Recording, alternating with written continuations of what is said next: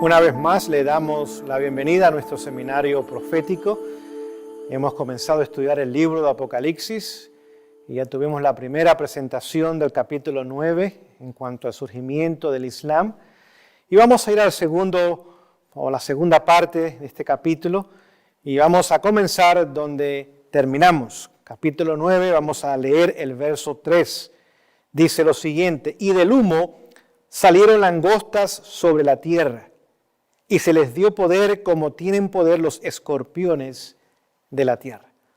Así que aquí comienza a describir la obra de los seguidores de esta fe. Serían como langostas que comen, devoran, que destruyen. Serían como escorpiones que viven en el desierto mayormente. ¿Y con qué cazan o con qué causan la muerte de sus víctimas? Con su cola. Y vamos a ver algo que dice el profeta Isaías que nos va a ayudar a entender más esto de la cola. Capítulo 9 de Isaías, voy a leerles el verso 15, sobre todo la última parte donde voy a enfatizar. Dice lo siguiente: el anciano y venerable de rostro es la cabeza, el profeta que enseña mentira es la cola. Así que vemos los escorpiones, la cola, las falsas enseñanzas, las cuales fueron motivadas por las enseñanzas de Mahoma. Y miles y millones de seres humanos aceptaron y comenzaron a unirse a este movimiento, y ahora usando la fuerza, usando la violencia. O te conviertes o mueres. Te conviertes o mueres. Comenzaron a conquistar territorios en el Medio Oriente, en el norte de África, en Asia y aún en parte de Europa. Así que comienza a describir los seguidores y los adherentes de esta fe. Vamos al verso 4 a ver qué más dice. Y se les mandó que no dañasen a la hierba de la tierra, ni a cosa verde alguna, ni a ningún árbol, sino solamente a los hombres que no tuviesen el sello de Dios en sus frentes. Vamos a entender lo que aquí está describiendo la palabra de Dios. Así que estas langostas, que lo que comen es plantas y cosas verdes, a estos escorpiones también, se les mandó que no dañasen a la hierba del campo, ni a cosa verde, ni a ningún árbol. ¿Qué significarán árboles o cosas verdes o la hierba del campo? Vamos a leer algunos pasajes que nos ayude a entender lo que estamos estudiando en esta tarde. Vamos al libro de Salmos.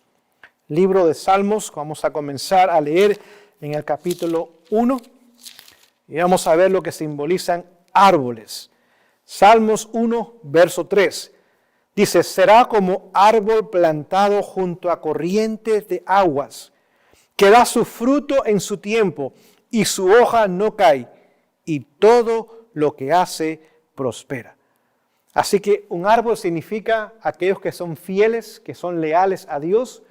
Las cosas verdes, las cosas del campo verdes, simboliza pueblo leal, pueblo que es fiel a Dios.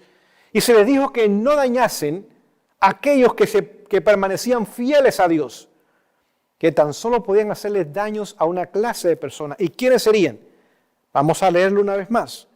Sino solamente a los hombres que no tuviesen el sello de Dios en sus frentes. ¿Cuál es el sello de Dios? El sello de Dios es su sábado.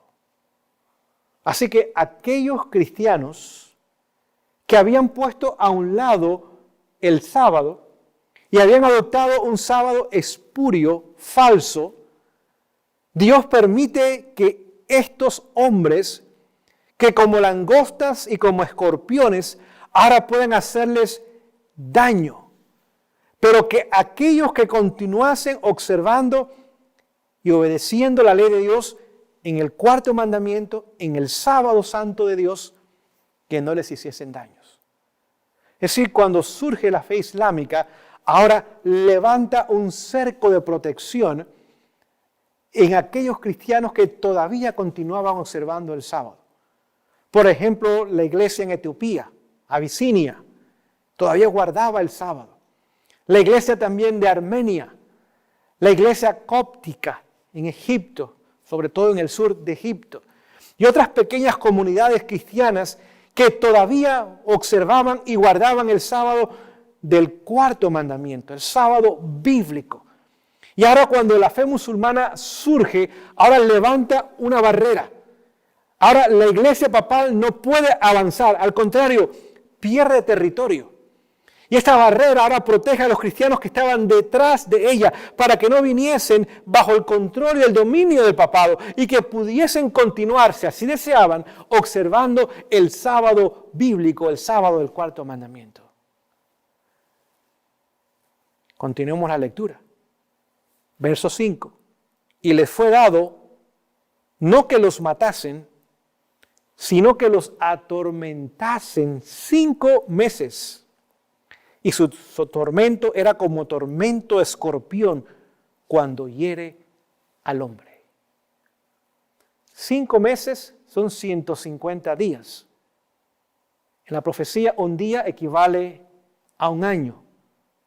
Ezequiel 4:6, claramente así lo enseña. Así que ahora vemos que por 150 años las tropas musulmanas trataron de conquistar el imperio romano oriental, lo que era Constantinopla, era la capital del imperio. Y lo estuvieron atormentando con ataques continuamente y con invasiones y destruyendo y quemando y robando y matando. 150 años más tarde, el 27 de julio del año 1449, ahora conquistan a Constantinopla. Ahora tienen el control de esa ciudad y ahora fundan lo que es, o se conoce en la historia, como el Imperio Otomano o el Imperio Turco, como la Biblia dice que tomaría lugar. Así que vemos ahora los cristianos observadores del sábado son protegidos por esta barrera del Islam. El papado no se le permite que continúe creciendo hacia África o hacia Asia. Pero vamos a ver otros detalles que son importantes y que tenemos que conocer también. En el año 1529, apenas estaba surgiendo ahora la fe de la Reforma. El movimiento protestante comenzaba a surgir y a tomar forma. El emperador Carlos V llama a 13 de los príncipes alemanes, los cuales habían abrazado la fe de la Reforma, los cuales habían protegido a los protestantes o a los reformadores en sus territorios. Y los llama a una audiencia allí en Alemania y les dice, ustedes tienen tan solo una opción. O regresan a la fe católica, porque en mi imperio no voy a permitir 2 iglesias o 2 formas de pensar en cuanto a la iglesia o en cuanto al cristianismo. Tan solo hay una iglesia establecida y esa va a ser la iglesia del imperio. O si ustedes no abandonan esa fe protestante y reformada, va a haber guerra contra ustedes. Pero ustedes necesitan claudicar a sus principios y regresar a la iglesia católica. Los 13 príncipes alemanes dijeron al emperador que en la conciencia el emperador o el Estado no tienen nada que decir. Es decir, estos príncipes son conocidos como los padres de la libertad de conciencia, los padres de la libertad religiosa. Le dicen al emperador, en lo que tiene que ver con lo que no es conciencia, está bien que el emperador o el Estado o el gobierno rijan. Pero en lo que tiene que ver con la conciencia, lo que tiene que ver con la relación de Dios y la persona, nadie tiene derecho de intervenir y decidir por la persona o a favor o en contra. Se necesita respetar la libertad de conciencia. Obviamente el emperador no estuvo de acuerdo con ellos. Y les dijo, ustedes necesitan entregar y claudicar sus principios. O simplemente mi ejército, por la fuerza, los traerá otra vez a la fe católica. Piénsenlo. Y en unos días necesitan regresar para darme una respuesta. Bueno, Dios usó otra vez la fe musulmana para traer juicios contra la apostasía católica. ¿Y qué pasó entonces? El sultán, allá en lo que hoy día es Estambul, envía un ejército al corazón de Europa, a Viena. Y cuando atravesaron por Hungría y por Rumanía, más de 200.000 personas fueron masacradas para simplemente demostrar su poder militar y su fuerza militar. Y decirles al emperador y a Europa, nosotros les vamos a conquistar, o a las buenas o a las malas, o se rinden o por la fuerza vamos a obtener nosotros la victoria. Cuando el emperador escuchó esas noticias, obviamente puso temor en su corazón. Es más, estas fuerzas musulmanas llegaron hasta el corazón de Europa, a Viena, y sitiaron la ciudad de Viena, con el único objetivo de conquistarla. Aún hoy día, si usted va a la ciudad de Viena, hay una meca que se llama la Meca Azul. Hoy día no es una meca, es un museo realmente, pero usted lo puede visitar y está allí, que fue establecido por estas fuerzas que llegaron hasta Viena. El emperador se da cuenta que su imperio está en peligro, que su trono está en peligro y que su vida está en peligro. Así que ahora une las fuerzas y se da cuenta que hay un grupo de ellos que son los reformadores, estos príncipes alemanes, y les pide su ayuda. Y le dice, mire, ustedes están dispuestos a ayudarme, aunque estamos en desacuerdo en cuanto a la religión, están dispuestos a ayudarme contra estos infieles que han llegado al corazón de Viena y nos quieren destruir, nos quieren matar, y quieren destruir el imperio, y quieren destruir nuestras familias. El emperador se dio cuenta que podía vivir con los reformadores, aunque hubiera diferencias de religión. Pero realmente los musulmanes no venían con ese plan, venían con el plan de destruir y matar y saquear. Los reformadores le dicen al emperador, estamos de acuerdo, vamos a apoyarte, vamos a ir contigo y vamos a luchar contra los musulmanes allí en Viena. Estamos hablando del año 1529. Así que el emperador Carlos V reúne todo su imperio, su gran ejército, y marchan hacia Viena y allá luchan contra los musulmanes. Tomó varios años completamente derrotarlos y expulsarlos no tan solo de Viena, sino de Europa. Pero cuando el emperador regresa, ahora victorioso, habiendo derrotado a sus enemigos, los musulmanes, la mitad de Europa, en 5 años ya, había abrazado la fe protestante. Era muy tarde para destruirla. Ya había crecido y era poderosa. Y varios otros países y naciones en Europa, en su totalidad, habían abrazado la fe protestante y se habían unido al movimiento de la Reforma. Ya no podía eliminarlos. Así que Dios usó estos hombres para levantar ahora una distracción. Y el emperador, en vez de unir su ejército y destruir la fe de la Reforma y la fe protestante, la cual Dios estaba levantando en el siglo XVI, ahora tuviera que tomar sus recursos y su tiempo y dedicarlo en la conquista contra los musulmanes. Y de esa forma logró establecerse la fe de la Reforma, el movimiento de la Reforma en Europa. Vemos cómo Dios, una vez más, usó esta fe para proteger a aquellos que querían serle fiel a Él y a su palabra. Pero vamos a ver un evento más. Y ahora tenemos que avanzar al tiempo del movimiento millerista. Año 1838. Josiah Litch publica un artículo en un diario, en un periódico en Filadelfia, el cual predijo 2 años y medio antes la caída del Imperio Otomano, el 11 de agosto del año 1840.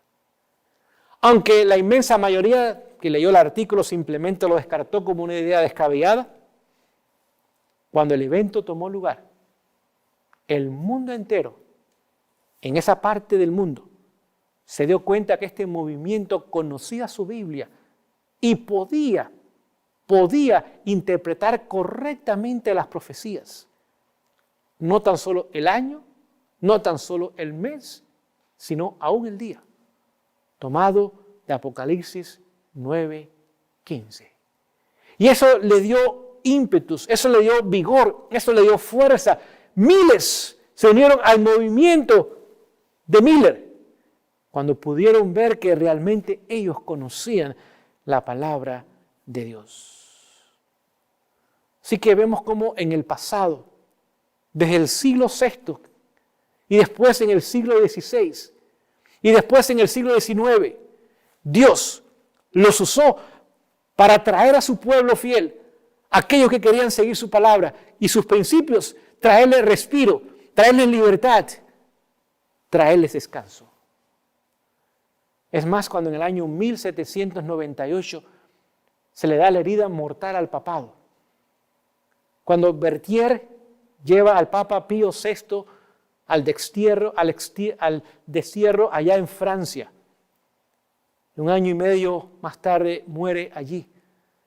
Y el poder civil ahora se desconecta del poder religioso. Es la caída mortal que tuvo. Ahora vemos ¿qué sucede entonces 42 años más tarde? También ahora cae el mundo otomano o la fe otomana o el imperio otomano o el imperio turco. Ya no hacía falta ahora juicios divinos para castigar la apostasía que se había levantado dentro de la iglesia. Pero hoy día tenemos que ir a nuestros días. Y hoy día vemos que el Islam está activo, muy activo. El mundo entero les teme. El mundo entero conoce de ellos. El mundo entero se estremece delante de ellos. Y quizás comenzamos a preguntarnos, bueno, ¿por qué? La razón es obvia. A medida que el papado comienza a regresar otra vez a su poder y a su prominencia que tuvo durante la Edad Media. Y esa prominencia y esa sanidad que está recibiendo esa herida mortal es el resultado de que el protestantismo apóstata, encabezado por los Estados Unidos de Norteamérica, es el encargado de sanar esa herida mortal, de darle el poder, el prestigio, la autoridad y de trabajar detrás del telón a favor de ese sistema falso papal. Y comienza a resucitar ese sistema que había caído, porque el protestantismo comienza a caer y mientras el protestantismo cae, ahora el papado es levantado y resucitado. Ahora vemos que inmediatamente otra vez Dios usa el Islam, la fe musulmana y sus seguidores, para traer otra vez juicios, castigos contra los poderes cristianos falsos. Podemos verlos en la historia muy claramente. En el año 1978, Juan Pablo II visita a los Estados Unidos. La primera vez que venía un papa a los Estados Unidos por invitación del presidente de la nación, Jimmy Carter, en ese momento. Habían venido en otras ocasiones, pero habían ido a las Naciones Unidas como invitados a las Naciones Unidas. No invitados a la Casa Blanca, ni por el líder de la nación, ni por ningún gobernante de esta nación. Simplemente habían asistido a reuniones que habían tomado lugar allá en las Naciones Unidas, en la ciudad de New York, y después habían regresado. Pero por primera vez ahora viene bajo invitación del presidente norteamericano el Papa a los Estados Unidos. ¿Qué pasó el siguiente año? Vemos los rehenes son tomados allá en Irán. La embajada americana es tomada. Los que trabajaban en aquella embajada ahora son arrestados y son ahí, estuvieron como rehenes 444 días. A medida que ahora Estados Unidos extendía su mano para sanar la herida mortal, ahora el Islam comienza a obrar otra vez en contra del poder que estaba trayendo la sanidad. Si continuamos la historia, vemos que otra vez viene el Papa a los Estados Unidos, ahora invitado por un nuevo presidente, Ronald Reagan. Vemos que allá ahora los musulmanes atacan los marines que estaban estacionados en el Líbano. Vemos que Gaddafi comienza ahora a apoyar grupos terroristas, no tan solo ahora contra los Estados Unidos, sino contra diferentes naciones en Europa, porque estaban y habían renunciado a su fe protestante y se estaban aliando, viniendo en alianza, en ecumenismo con el papado otra vez. Y ahora estas fuerzas comienzan a levantarse y comienzan ahora a traer disciplina, a traer juicio, a traer castigos contra estos sistemas que lamentablemente se están alejando de los principios sobre los cuales fueron establecidos. Vemos que más tarde, ahora hay otro presidente, el presidente Bush, padre. ¿Qué sucede? La guerra de Kuwait. Irak invade a Kuwait y ahora vemos que Estados Unidos se une junto con otras naciones para sacarlo de Kuwait. Después vemos otro presidente, Bill Clinton. Otra vez la invitación del papado a que venga. Vemos ahora la guerra de Bosnia y Herzegovina, la guerra en Somalia, otra vez.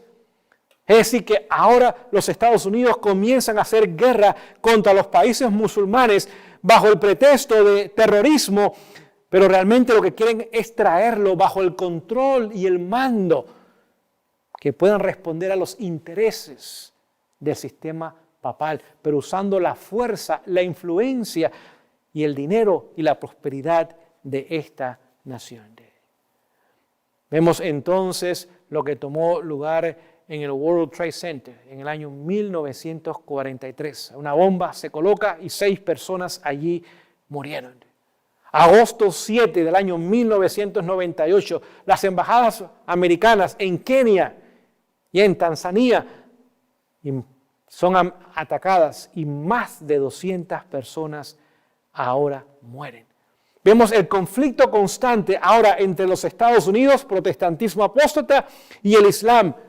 Y cómo estas fuerzas quieren ahora castigar a este sistema apóstata, mientras que este sistema apóstata quiere dominarlos y controlarlos y traerlos otra vez bajo el control del papado. El evento más alarmante obviamente tomó lugar el septiembre 11 del año 2001, cuando las Torres Gemelas y el Pentágono fueron atacados. Otra vez bajo las fuerzas del Islam. Más de casi 3.000 personas murieron en esa ocasión.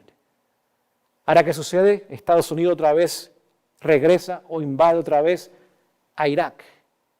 La segunda guerra del Golfo Pérsico. Y después entra a Afganistán. Otra vez trayendo el control o tratando de traer el control sobre esas naciones islámicas. Al mismo tiempo que se levanta el famoso Al-Qaeda y el famoso ISIS,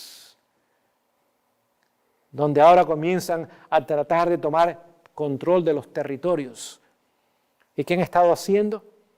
Lo que han estado haciendo es masacrando, robando, violando, destruyendo, aterrorizando estas poblaciones. Sobre todo, eliminando a los grupos cristianos, que son minorías de por sí, que son en el Medio Oriente. Pero el sistema papal ha logrado entrar dentro de estas organizaciones. Y ha logrado tomar a los jóvenes musulmanes y crear de ellos fanáticos y extremistas, gente que practica la violencia y la maldad sin límites.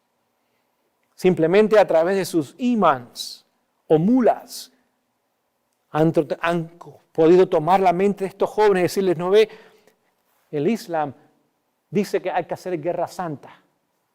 Y esa guerra santa es convertir a los infieles o traerlos a la muerte, una de las dos. O te haces uno de nosotros, o simplemente pierdes todas tus propiedades, pierdes tu vida aún. El Corán permite que los hombres que van a la guerra, si toman mujeres, las puedan usar a su gusto, a su conveniencia. Puedan quedarse con las propiedades de las personas. Es simplemente una apelación carnal.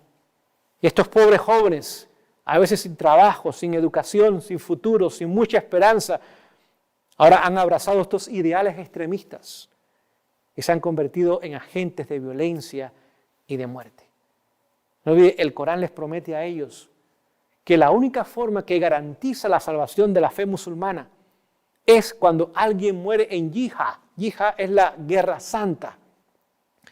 Que el momento que ese hombre muere luchando por Alá y por los ideales de la fe musulmana, inmediatamente va al cielo. Y que allí le esperan 72 vírgenes hermosas de ojos negros. Y lo que no podían hacer en este mundo, ahora lo podrán hacer allá. El vino que no podían tomar, ahora hay un río de vino que corre junto a su harén. Es el lugar donde ellos van a morar. Y que estas mujeres continuamente le estarán sirviendo por la eternidad, en todo sentido de la palabra, una apelación completamente carnal. Y les trata ahora de apelarles para que ellos luchen por su fe aún al costo de sus propias vidas. Por eso muchas veces aún se ponen bombas y se ponen artefactos, los cuales mueren despedazados, pero ellos piensan que en ese momento irán al paraíso y les esperará glorias eternas y maravillosas. Ahora vemos el conflicto que hay hoy día entre los sistemas apóstatas cristianos y el Islam. ¿Y qué está pasando? Mientras estos sistemas falsos cristianos están entretenidos y ocupados en controlar, en mantener bajo su control las fuerzas islámicas, a nosotros, los que creen en el sello del Dios vivo, nos están dando un tiempo extra de preparación para hacer la obra misionera, para prepararnos, para hacer lo que no hemos hecho por años. Porque llegará el momento que estas fuerzas musulmanas vendrán bajo el control militar de los Estados Unidos y del protestantismo apóstata en servicio del papado. Y ahora su enfoque será contra aquellos que guardan los mandamientos de Dios.